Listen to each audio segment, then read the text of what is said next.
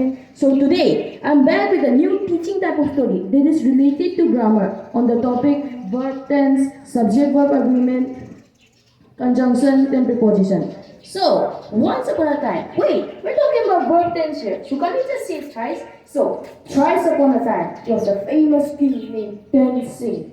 He was well known for his kindness and wealth. Wait again. You might be thinking of wealth as the currency that you use today, like for example 500 rupees or 2000 rupees, etc. But no, this is a special type of currency named verb. So here, he was very happy with his beautiful wife and ruling over his kingdom in a very peaceful manner. The only problem was that he didn't have any child.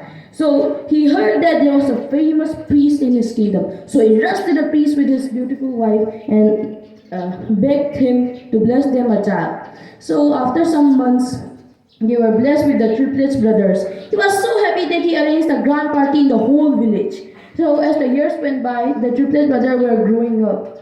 But they still didn't have an identical name. So some called them Chunnu, some called them Munnu. And the king was very disheartened by this because he thought, how can a king's child be called Chunnu or Munnu? So he arranged a big naming function in which he decided to name his children according to their natures and deeds. So the first child, who was very active and kept no work in pending, was named Present Tense Singh. And the second child, who always talked about the past, like stories about his grandmother or grandfather, was named Past Tense Singh. And the third child, who always planned about the future and slept all day, was named Future Tense Singh. So the king also decided to send them to school to make them gain some knowledge. On their first day, they learned about subject-verb agreement. That is, in any sentence, a verb depends on the subject or person's number.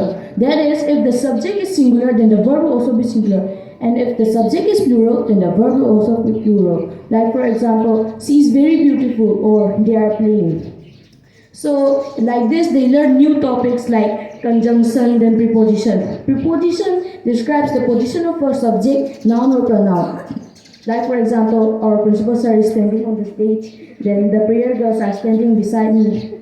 So then preposition.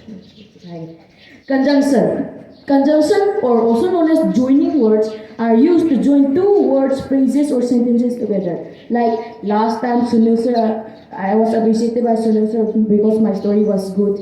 And then I hope you all will like my story, even if it is too long. Then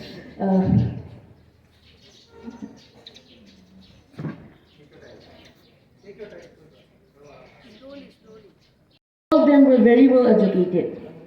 So here's my story related to the grammar, verb tense, conjunction, preposition, then subject, verb, agreement, etc. I hope you all will like it and have a nice day ahead. Thank you.